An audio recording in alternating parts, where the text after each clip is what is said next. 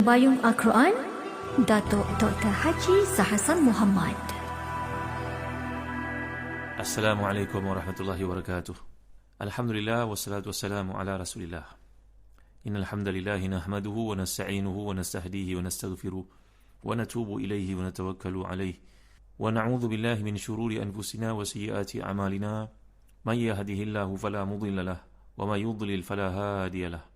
Allahumma salli wa sallim wa barik ala Muhammad wa ala ali Muhammad kama sallaita wa sallamta wa barakta ala Ibrahim wa ala ali Ibrahim fil alamin innaka Hamidum Majid. Amma ba'd.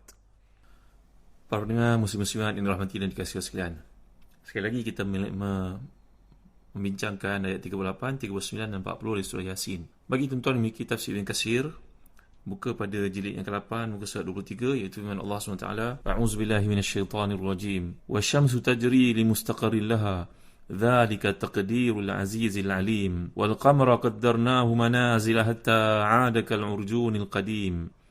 La syamsu yanbaghi laha an tudrika al-qamara wa lal laylu sabiqun nahar wa kullun fi falakin yasbahun. Sadaqallahul azim.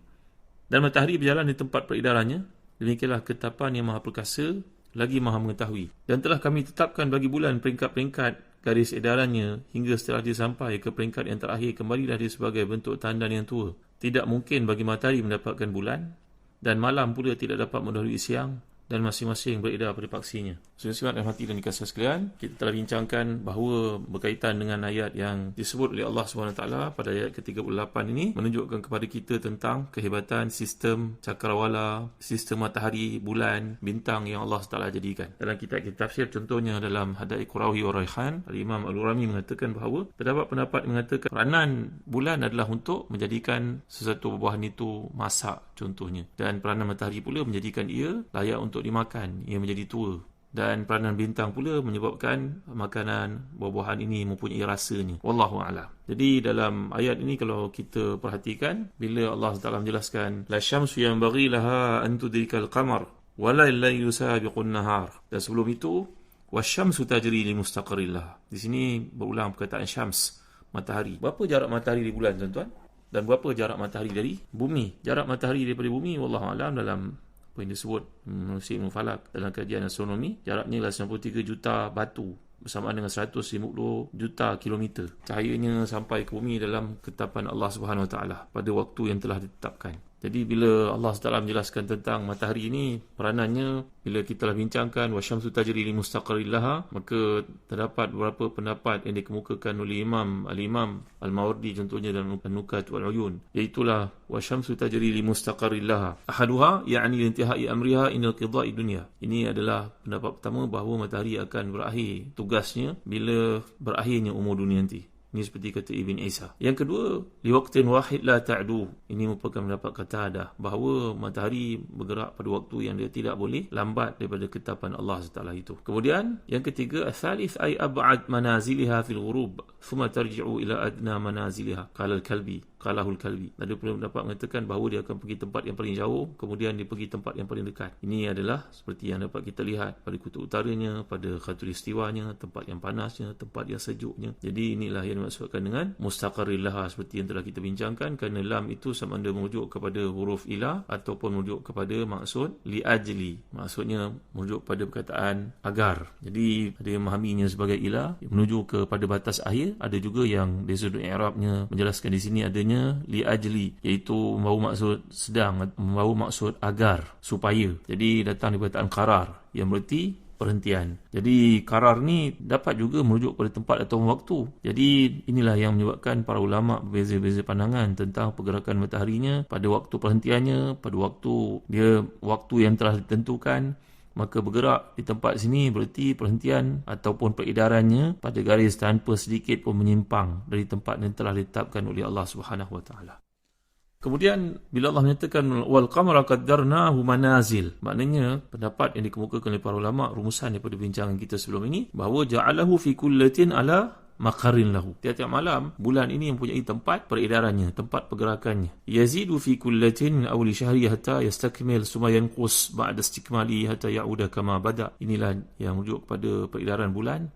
tiap-tiap malam itu dia membekalkan kepada bumi cahaya yang berbeza kadarnya dan bentuknya. Yang kedua, pendapat mengatakan wal qamara qaddarnahu manazila hatta, maknanya kat sini annahu yatla'u kulla lailatin fi manzilin hatta yastakmil jami' al-manazil fi kulli shahr. Walidhalika ja'ala ba'd al-hisab ju'ila ba'd al-hisab sana syamsiyah 13 syahran qamariyan. Jadi di sini kalau kita lihat dari sudut hisabnya, dalam tahun syamsiyah ada dalam bentuk 13 bulan dari sudut qamarinya. Ada perbezaan dari sudut bulan hijri dan juga bulan qamari dengan bulan syamsi.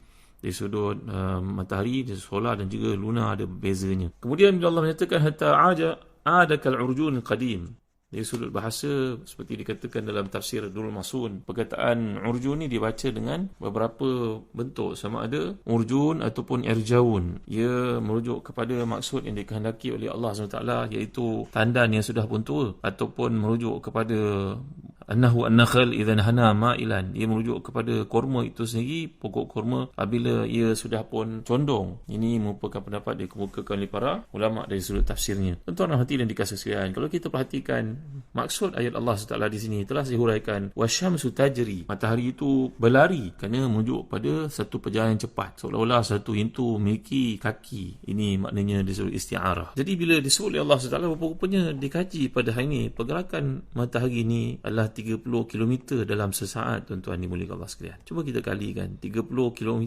per saat, kali dengan minit 60 minit dan kali dengan jam. Maknanya pergerakan matahari ini laju. Itu sebab Allah Ta'ala menggunakan perkataan tajri. Cuma kita yang tak dapat merasakan kerana besarnya sistem solar yang ada ini, dan dia berpusing untuk pada diri sendiri sebanyak 24 jam. Iaitulah kelajuannya di khatulistiwa lebih kurang 100 km dalam, seperti yang disebut, pergerakan di khatulistiwa itu 1600 km dalam masa sejam. Maknanya lebih laju daripada Dreamliner yang kita naik, tuan-tuan. Lebih laju daripada terbang komersial yang ada pada hari ini. Contohnya 787 Boeing yang mungkin kelajuannya 1000 km sejam ataupun lebih sikit, bergantung kepada headwindnya, tailwindnya. Tapi dalam konteks pergerakan matahari ini di khatulistiwa itu kelajuannya 1600 km sejam. Masya Allah, subhanallah, tabaraka wa ta'ala. Macam jet pejuang lajunya. Maka kalaulah boleh dibuat satu tamsilan, pergerakan kapal terbang yang laju itu dari Karachi ke Amerika dalam keadaan kelajuan seperti itu, dan sampai matahari sama saja, tunjukkan lajunya matahari itu punya pergerakan yang kita tidak rasa sebenarnya. Jadi bila Allah Ta'ala menyebutkan wasyamsu tajri, kata Imam Dr. Ratib Nabulsi dalam tafsirnya, ini menunjukkan kepada pergerakan matahari pada orbitnya. Maka dia bergerak dengan 220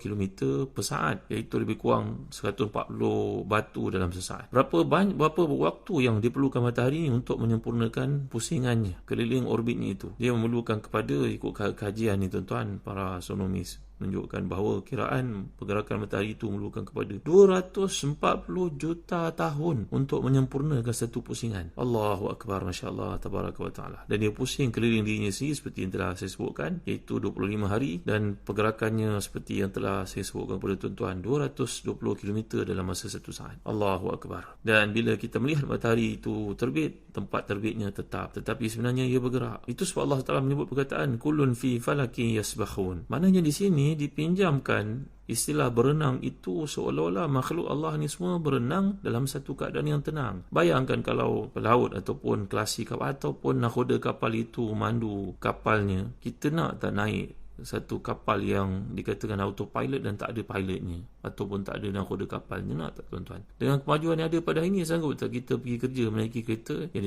dipanggil driverless, tak ada pemandu, duduk belakang, kereta tu berjalan sendiri? Sanggup tak tuan-tuan? Tentu tak sanggup dan tak berani. Jadi bila Allah menyebut perkataan kullun fi falakin yasbahun, semua makhluk Allah Ta'ala ni berenang dalam keadaan yang tenang, tak ada pelanggaran satu sama lain. Jadi inilah yang merupakan satu hakikat bila Allah Ta'ala meminjamkan apa yang dimaksudkan sebagai yasbahu ni, dari perkataan yang telah kita pelajari, sabaha yusabbihu, datang perkataan sabaha yasbahu, maknanya berenang. Jadi berenang itu berarti kita menjauhkan perkataan sabaha yusabbihu, subhana juga ada kaitan dengan perkataan ini, yang merujuk kepada satu usaha kita untuk menjauhkan Allah SWT dari sebarang kekurangan, dari sebarang cacat celah. Seumpama seorang yang berenang, dia menjauhi tempat melompatnya itu atau turunnya itu, pergi ke tempat lebih jauh, maka demikianlah dipinjamkan perkataan itu dalam konteks yang luas. Bahawasanya kita menyebut nama Allah SWT dengan segala sifat kesempurnaan dan menjauhkannya daripada segala kekurangan. Jadi bila disebut sistem matahari ini dengan bulan yang dinyatakan dalam ayat berikutnya, wal qamara qaddarnahu manazila hatta 'ada kal urjunil qadim, saya telah sebutkan kepada tuan-tuan nama-nama bulan ni seperti yang nama-nama yang ada dalam kalender orang Arab.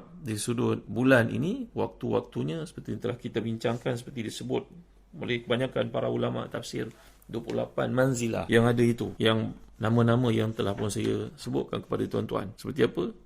Contohnya Syaratan, Butain, Furaya, Dabaran, Haqa'ah, Han'a, Azira, An-Nathra, Al-Taraf, Al-Jabha, Al-Kharatan, Al-Surfa, Al-Awa, Al-Simak, Al-Ghafr, Al-Zubanayan, Al-Iklil, Al-Qalb, Al-Shawla, Al-Na'aim, Al-Baladda, Sa'adu Zabi, Sa'adu Bula, Sa'adu Su'ud, Sa'adu Al-Akhibiyah, Al-Faz'ul Muqaddam, Al-Faz'ul Mu'akhar, Batunul Hut. Ini nama-nama 28 yang dikaji oleh para astronomi Arab, ahli falak Arab, untuk menyatakan tentang bentuk-bentuknya itu sehingga dia menjadi seperti yang disebut oleh Allah Subhanahu Wa Taala kal urjunil qadim, iaitu hilal ini, anak bulan ini kelihatan seperti tandan yang telah pun tua. Subhanallah, masya-Allah, tabaraka wa taala. Tadi saya sebut pada tuan-tuan jarak matahari dari bumi. Sekarang berapa jarak bulan daripada bumi pula? Jaraknya ikut kajian 384,400 km. Tak jauh sangat lah tu. Iaitu bersamaan dengan 238,855 batu. Jadi kilometer lebih kurang double lah jaraknya dalam kiraan batu. Itu sebab para ulama yang terdahulu buat kajian mengatakan bahawa bulan ni berada pada langit pertama dan matahari berada pada langit keempat. Wallahu a'lam. Dah tu tuan-tuan dan hati dan dikasihkan, kalau ikut kajian kepada para astronomi, bahawa matahari yang ada pada kita pada hari ini, rupa-rupanya matahari yang menyinari hidup kita pada hari ini, ada lagi matahari sistem bintang-bintang yang jauh lebih besar daripada matahari itu sampai beribu kali ganda, tuan-tuan dimuliakan Allah sekalian. Antara yang paling besar dipanggil Majoris, iaitu satu sistem galaksi yang lain yang jaraknya nak sampai kepada bumi pun memerlukan 5,000 tahun cahaya, tuan-tuan dimuliakan Allah sekalian. La haula wala quwwata illa billahil aliyyil azim. Inilah dia yang digambarkan oleh Allah SWT bahawa matahari ini punya tempat dan punya waktu untuk dia bergerak. Seperti kita bincangkan hadis dari Abu Dzar Ghifari radhiyallahu anhu dalam riwayat Bukhari dan juga Muslim itu, ketika baginda berbual dengan beliau dan menyatakan ke mana perginya matahari waktu dia terbenam, bahawa dia sujud di bawah arasy Allah SWT, dan telah kita jelaskan pandangan itu oleh Imam Abu Bakar Al-Jazairi dan tafsirnya Aisyah Tafasir, kerana semua sistem bulan bintang ini berada di bawah arasy Allah SWT yang maha besar. Itulah jawapan untuk kita faham maksud hadis ini, kerana bukan saja ayat Quran ada yang bersifat mutasyabihat, hadis-hadis Nabi SAW pun ada yang bersifat demikian. Jadi